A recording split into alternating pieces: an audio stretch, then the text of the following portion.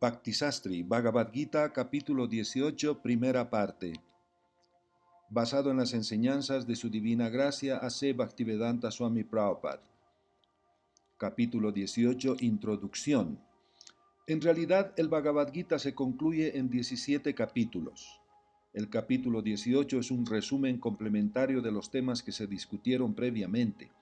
En cada capítulo del Bhagavad Gita, el Señor Krishna recalca que el servicio devocional que se presta a la Suprema Personalidad de Dios es la meta última de la vida. Ese mismo punto se resume en este 18º capítulo, considerándolo el sendero más confidencial del conocimiento. En los primeros 6 capítulos se le dio énfasis al servicio devocional.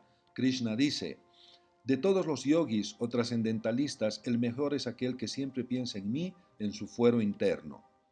En los siguientes 6 capítulos se discutieron el servicio devocional puro, su naturaleza y actividad.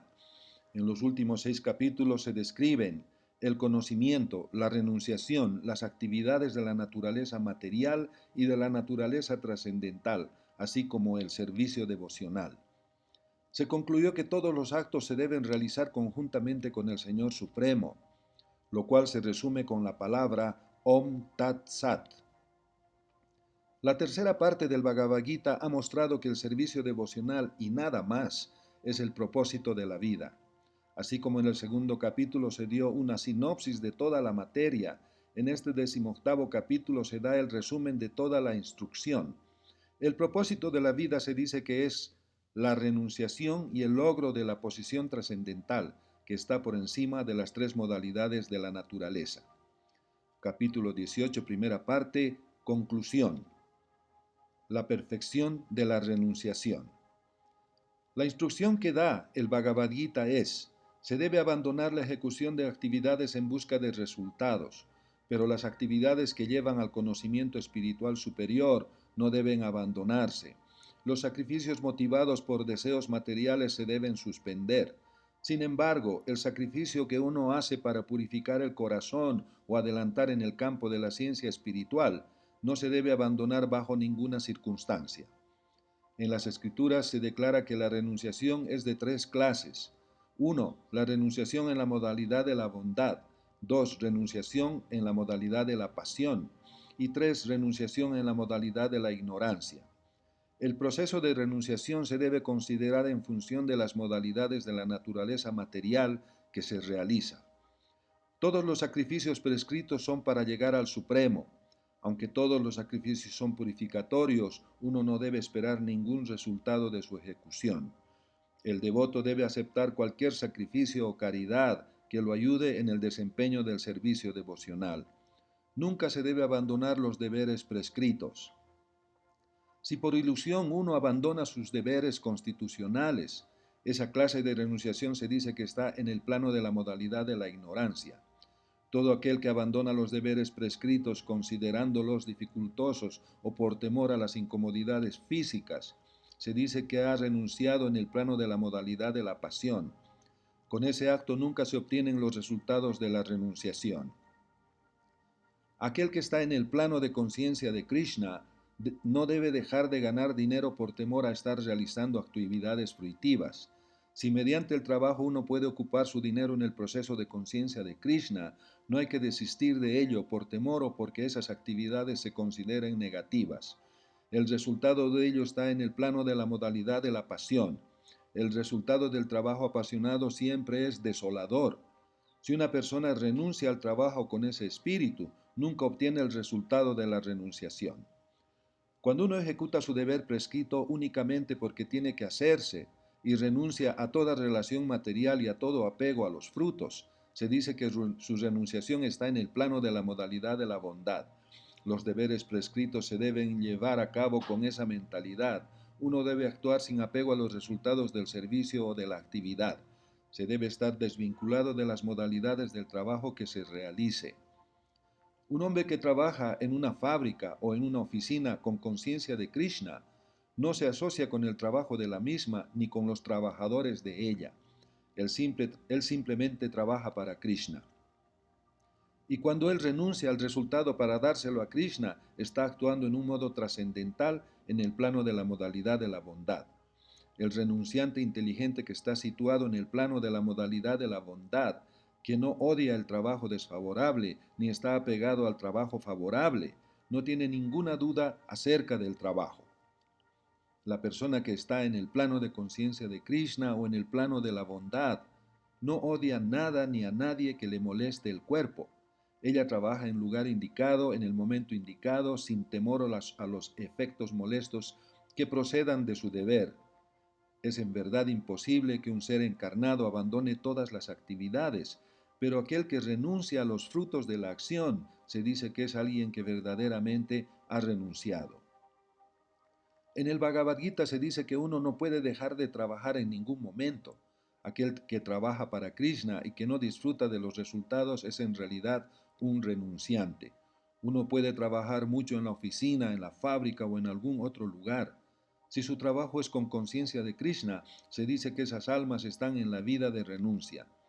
Una persona que tiene conciencia de Krishna y que actúa con conocimiento de la relación que tiene con Krishna, siempre está liberada. En consecuencia, después de la muerte no tiene que disfrutar o sufrir de los resultados de sus actos. Según el Vedanta, hay 5 factores que intervienen en el cumplimiento de toda acción. 1. El cuerpo, el lugar de la acción. 2. El ejecutor. 3. Los diversos sentidos. 4. Las muchas clases de esfuerzos. 5. La superalma. El alma que está dentro del cuerpo actúa para producir los resultados de la actividad. En consecuencia, el alma es la conocedora y hacedora, y los sentidos son los instrumentos de la acción.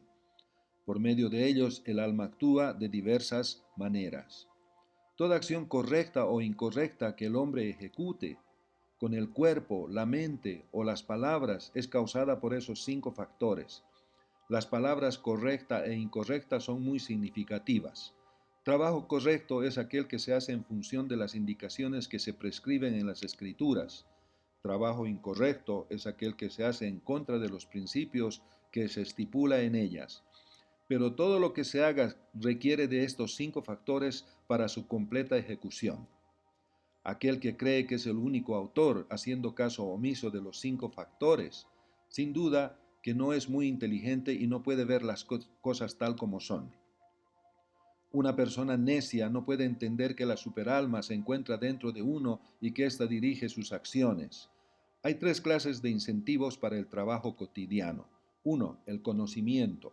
2. El objeto del conocimiento. Y 3. El conocedor. Los instrumentos del trabajo, el trabajo en sí y el trabajador se denominan los componentes del trabajo. Cualquier trabajo que el ser humano haga tiene esos elementos. Antes de uno actuar hay un incentivo que se denomina inspiración. Luego el trabajo toma la forma de acción, pasando primero por los procesos psicológicos. Pensar, sentir y desear. A eso se denomina incentivo. Cuando la inspiración está presente y el trabajador está presente, entonces la actividad en sí tiene lugar. Con la ayuda de los sentidos, entre los que se incluye la mente, que es el centro de todos los sentidos. En función de las 3 modalidades de la naturaleza material, hay 3 elementos. 1. El conocimiento. 2. La acción. 3. Los ejecutores de la acción. Todas las modalidades de la naturaleza material son esclavizadoras. Ellas no son fuente de liberación, incluso en el plano de la bondad uno está condicionado. La persona que ve un alma espiritual en cada ser vivo, ya sea semidios, humano, ave, bestia, ser acuático o planta, posee el conocimiento en el plano de la modalidad de la bondad. El concepto de que el cuerpo material es la entidad viviente y que con la destrucción del cuerpo la conciencia también es destruida, se denomina conocimiento en el plano de la modalidad de la ignorancia. El conocimiento del hombre común siempre está en el plano de la oscuridad, porque toda entidad viviente que se encuentra en la vida condicionada nace en el plano de la ignorancia. Quien no cultiva conocimiento perfecto tiene un conocimiento que está limitado al cuerpo. La acción que es regulada y que se realiza sin apego, sin amor ni odio y sin deseo de obtener resultados fruitivos, se dice que está en el plano de la modalidad de la bondad. Pero la acción que se realiza con gran esfuerzo, aquel que busca complacer sus deseos y la cual se ejecuta por un sentido de ego falso, se dice que está en el plano de la modalidad de la pasión. La acción que se ejecuta en medio de la ilusión, haciendo caso omiso de las disposiciones de las escrituras, sin preocuparse por cosas futuras tales como el cautiverio, la violencia o la aflicción que se les cause a otros, se dice que está en el plano de la modalidad de la ignorancia. Uno tiene que rendirle cuentas de sus acciones al Estado, gobierno o instituciones que resguardan la seguridad de la sociedad, o a los agentes del Señor Supremo, llamados Yamadutas. El trabajo irresponsable es destructivo. Dicho trabajo se basa a menudo en la violencia y les causa aflicción a otras entidades vivientes. Ese trabajo irresponsable se desempeña a la luz de la experiencia personal de uno. Eso se denomina ilusión y todo el trabajo ilusorio es producto de la modalidad de la ignorancia. La persona que tiene conciencia de Krishna siempre es trascendental a las modalidades de la naturaleza. Ella no espera disfrutar del resultado del trabajo que se le ha confiado, porque está por encima del ego falso y el orgullo. Aquel que es materialista, obstinado, engañador y experto en insultar a los demás, que es perezoso, siempre está malhumorado y es moroso a la hora de pagar deudas. Se dice que está en el plano de la modalidad de la ignorancia.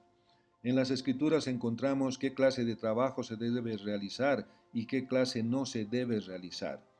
Aquellos a quienes no les importan los mandatos se ocupan en trabajos que no se deben hacer. Ellas trabajan según las modalidades de la naturaleza y no según las disposiciones de las escrituras. Hare Krishna.